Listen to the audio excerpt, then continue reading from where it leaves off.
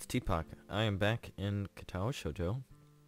You left off with being criticized, so let's get back into it. I already feel frustrated about not seeing the obvious flaws from before, but with the couple of careless seeming flicks of the wrist, Nomiya has made them plain as day.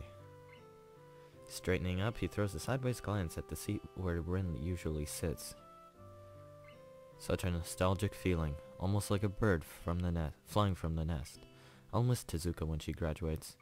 It begins from here, you know. Nearly makes my eyes a little misty.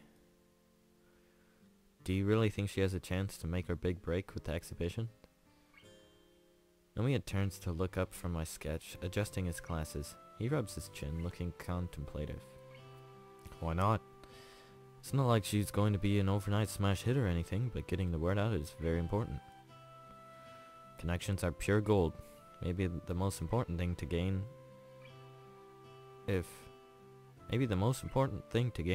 if she is to become an artist. Word of mouth is very powerful in these circles. She has some advantages, like her young age and technique.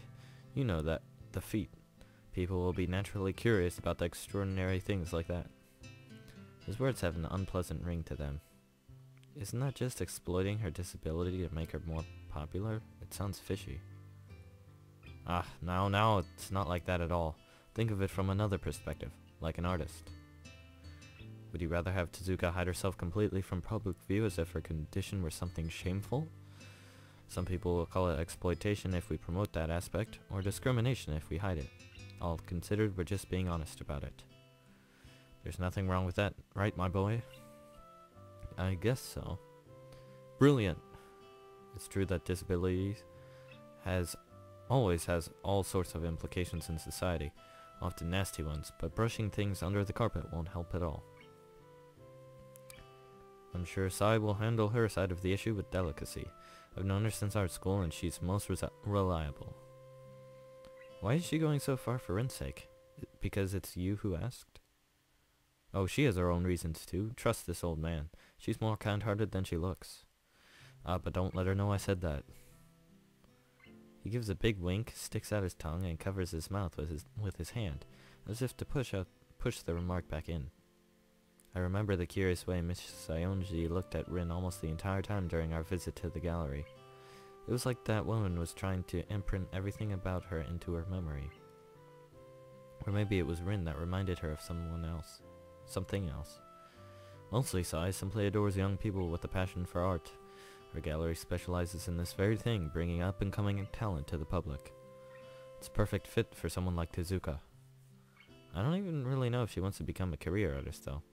But that'd be the next logical step. I don't have the faintest idea. Like they say, a teacher can only show the door, it's the student who has to walk through it. An old tired saying, but it's still quite true. He leaves to chat with the pair of second-year girls working on some watercolors.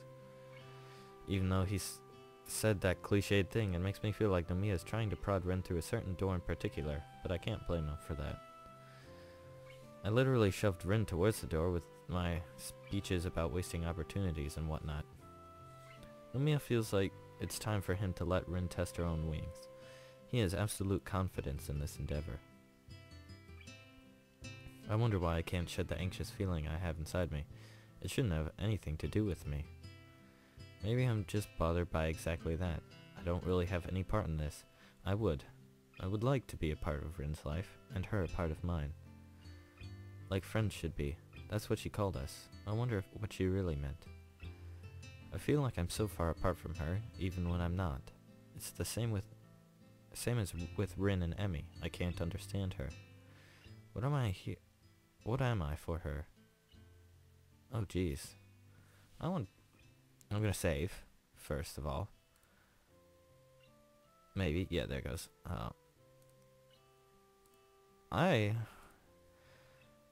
Okay, so here's the thing. With Hanako, that was a bad idea. Supporting her. But understand her. I do want to do that, but I don't think... What? So Rin's strong. Already.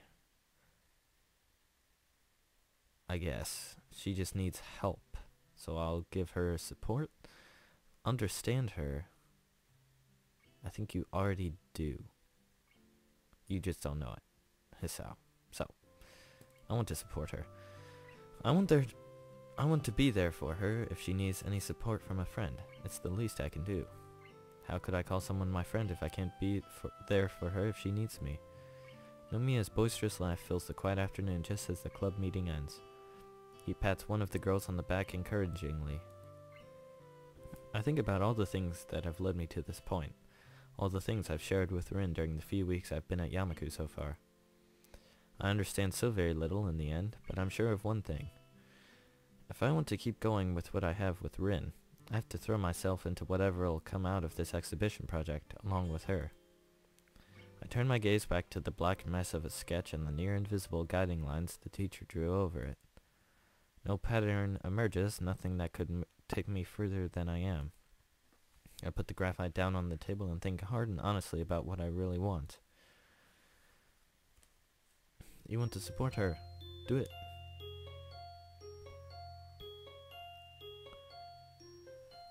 Okay, hopefully we'll see Rin. I don't think we saw her at all that day. Oh, we're on the train. The next day I take the bus into the city. Oh, I didn't click anything. It goes twice an hour, starting in the morning, passing by the front gate of Yamaku at 20 minutes past and 10 to the hour. The ride takes considerably longer than the one Nomiya gave us in his car. I slowly read a book as the bus makes its rounds through the suburbs, passing at almost every stop to pick up someone or let them out. Eventually we make it to the last stop at the city center. The city is fair-sized but not too large, and seems too quiet. Nevertheless, I enjoy the atmosphere. Despite being slightly directionally challenged, I found my way from the bus station to the gallery without too much effort, and soon I found myself staring at the big letters saying 22nd Corner.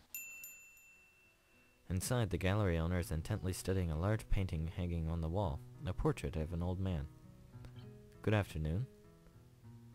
She turns around to look at me, and a smile of recognition spreads on her lips. Oh, aren't you the young man from the other day? Shinichi's student. Hisao, was it? That's right. Good afternoon, Mrs. Sayonji. Please, just sigh. I don't want to feel any older than I am. You know, I'm so glad that even young people show interest in art nowadays. It's so refreshing. What brings you here? Surely you aren't just on a courtesy visit all the way from your school. Actually, I came for Rin. I was hoping to see how she's doing. Oh, is that right? Well then, you need to step back outside. You see, the atelier is actually at the next door on the right down the street, and up the stairwell. Just climb up the stairs to the top floor. There's only one door there. You can't miss it. I give Sai my thanks, exit the gallery, and locate the door she was talking about. It leads to a dark stairwell, which reminds me of the stairs leading to the roof of the school building. I think it's the same image, just flipped. Or the stairs were on this side, so they just flipped it vertically, I guess. Maybe, yeah, vertically, right? I don't know. The stairs are steep, and even though it's only 5 floors, my breathing gets heavy before I reach the top. An unassuming wooden door waits for me there. It's unlocked, so I knock and enter. The atelier is really just one big room, with the ceiling lower at one end than the other because the roof of the building is gabled. There's a huge skylight on the ceiling that acts as the main source of light for the room, bringing in sunlight that reflects off the white painted walls. I suppose it's good to use natural light for art. There isn't much in the way of interior decoration. No surprise, since the room seems to have been used as storage for a while. All kinds of boxes and office furniture are scattered around the place. The room is dusty since it's not been in use for a while. I can see that someone has made some effort to clean up a little, but is far from immaculate. Rin stands in the middle of the room with her back to me, staring at a half-painted canvas as placed on an easel. Not working on it, just staring, unmoving.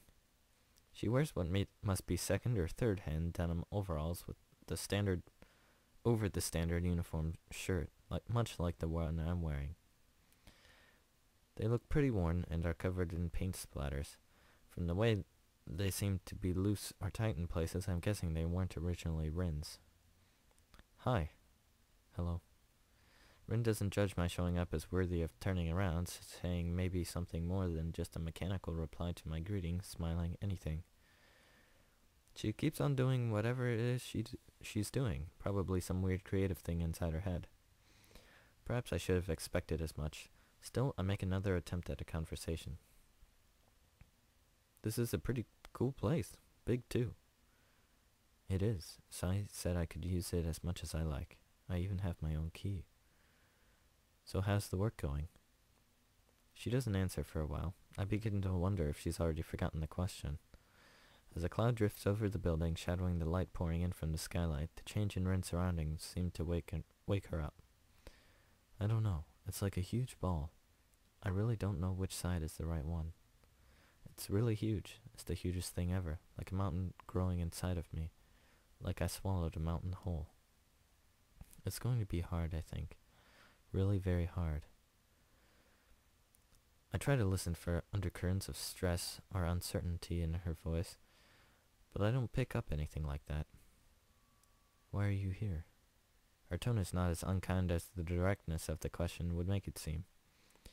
Well, you said that it'd be fine if I came to visit, so here I am. I guess it's not for any real reason, but I thought you might like company or assistance or maybe some... Hisao? Could you be quiet for about 15 minutes? Maybe 10 is enough. 5 is definitely not. You can talk afterwards. Her tone is sharp, nothing like I've ever heard from her before.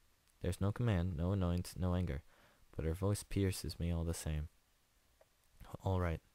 With the silence that falls, anxiety creeps back into my heart. I wonder if it was a mistake to come here. Murmurs of traffic filter from outside, and I start to feel more and more uncomfortable. All my thoughts keep finding themselves returning to certain things that have been swirling relentlessly in the back of my mind for some time now. I feel like those thoughts will surface out of the tempestuous sea of my mind, whether I want it or not. Desperate to divert my focus, I fixate on Rin's back as my mind races.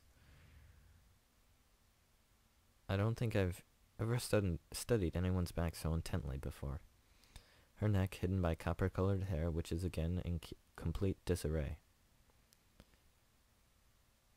The relaxed yet rigid posture reminding me that Rin's physical appearance is often tends to be as awkward as her various trains of thought. Those gaunt, delicate shoulder blades visible through the thin white fabric of her shirt. The contours of her hips curving down to her thin thighs. It pisses me off. Rarely does she ever seem to be looking at me, whether literally or figuratively. I, on the other hand, am always watching her back, both literally and figuratively. Whenever she's painting, whenever something catches her fluttery attention, whenever I don't forcefully make her listen to me. I can't reach through to her. Rin's heart is uncharted territory, dangerous waters, at the blank areas on a map. The edge of the world? If I went too close, I wonder if I'd fall off. What do I think of her? Sometimes she's aloof and distant, and it annoys me. At other times, her passion for the things she thinks worthwhile shines through, and it inspires me. I can't understand her. Is it getting darker? Still, I like her, and consider my friend. I suppose part of my friendship is putting up with the oddities of the people you call friends. I have to admit, there's a lot of putting up with Rin. What does she think of me? I have no idea. Last week I thought she might have liked me romantically with the kiss and all. It forced me to ponder my own feelings too. This week I'm utterly confused. What would she do if I told her I liked her that way? I wonder if I really do. Damn, I can't make sense of even my own thoughts anymore. It must be contagious. Even if I said a thing like that, would it matter? Nothing affects Rin. Nothing. I'm done. I found her turned around, now staring straight at me. It unnerves me. I try to remember what we, or rather I, were talking about before she requested a timeout. Oh right, I just came to, I don't know. You still can't finish your sentences? It's not that. Fine. She retreats from the conversation, slipping away from me once again. She doesn't return to the painting, but instead keeps looking at me with that empty poker face of hers. I wanted to talk about some stuff. I've thought a lot about things. What things? Like what happened last week and so on. What happened? I get the feeling she's playing with me. Why, I have no clue. It is not a game she's playing with my head. I'm pretty sure she doesn't deliberately try to screw with people. Maybe it's just my own mind playing tricks on itself. Still, Rin feels like a puzzle in the form of a girl. I feel attracted to it, compelled to solve it, the overly rational part of my brain refusing to let me give up. I can't leave her alone. I never would have believed I could be this obsessive about something. Why do I hesitate so much and keep running in circles around her? I don't have to do that. I already decided what I want to say. Rin. Saying her name with an intention like this makes my mouth dry, as if my subconscious is fighting against what I'm going to say next. I feel like I'm going to lock up any moment now. Rin looks up from her paint-covered toes and stops wriggling them, as there isn't anyone to observe them curiously now. The hard stare of her dark green eyes seems like a portent. I like you. The lack of any reaction is like a slap to the face. So, I mean, I'd like to like you as more than a friend. What is more? The slow, hesitant words coming from her strawberry-colored lips are not the ones I was waiting for. Neither of the two possible answers that I'd been expecting, actually. I feel myself blushing heavily, as is par for the course in this kind of situation. My heartbeat sounds like a percussion orchestra on drugs. Rin's faux innocent inquiry feels like I'm being grilled over hot coals. You know, like romantically and... No. Rin turns around, giving me the cold shoulder as she returns to looking at her painting. She makes a move to pick up her brush, which lies forgotten on the floor, but decides against it at the last moment. I can't talk about that kind of thing right now. So don't talk about that kind of thing, please. We are friends, right? So you can do that. The silence those words leave behind is deafening. I want to say something, but my mouth refuses to move. There is no way I can retain my dignity. Rin finally picks up the brush without giving any explanation for her behavior. Maybe there was something in her voice that gave away some emotion, but I couldn't say what. Her shoulders slump melancholically as her foot works the canvas in front of her. She won't let me see her face, and I know it. Feeling the weight of my heart grow heavier, I stand up to leave, for I can't stay here any longer today. It's like I have opened Pandora's box by stepping over some line that Rin didn't want me to cross, and she had to turn me down. I walk across the squeaky floor to the door leading to the stairwell. Rin's quiet voice stops me in my tracks as I'm about to open the door. Hisao. My hand, still on the brass doorknob, is waiting for me to turn it or to withdraw. Yeah? Will you come tomorrow? Yeah. Good job, Hisao. That was a good decision returning. You gotta do that, or else I messed up and we're on the bad ending arc. After a night of bad sleep, I go through the day mostly on automatic. I put on my uniform mechanically, I do my schoolwork mechanically, eat my lunch mechanically, reply to teachers mechanically, and thus when the final bell rings I still feel as if I had just woken up. My mind feels blank and overcrowded at the same time, and I can't even begin to unravel the tangle of feelings I've gotten myself into.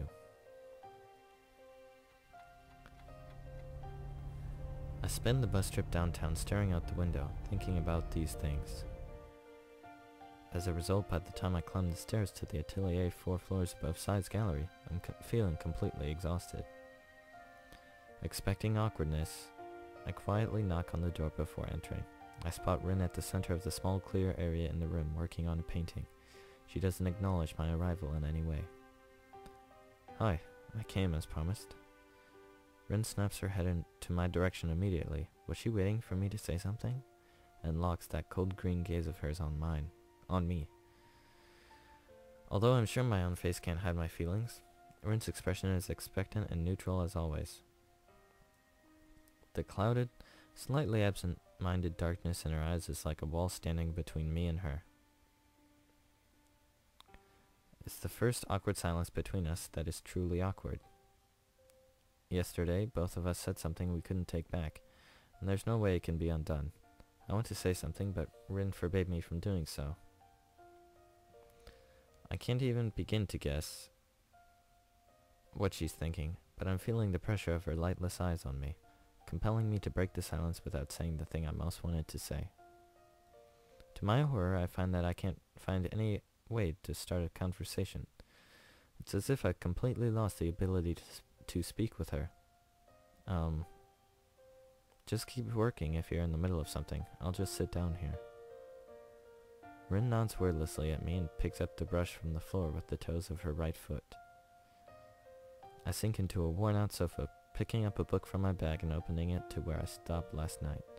I can't really concentrate on it, but it's better than doing nothing. Well, Hisao, I feel like we messed up, or I don't know. She'll come around, I think, once she's done painting. Because honestly, Hisao, that was kind of a bad time to confess. She was like, I have a ton of stuff to do, and now you're confessing to me. Stop. Anyways, thanks for watching. See you next time.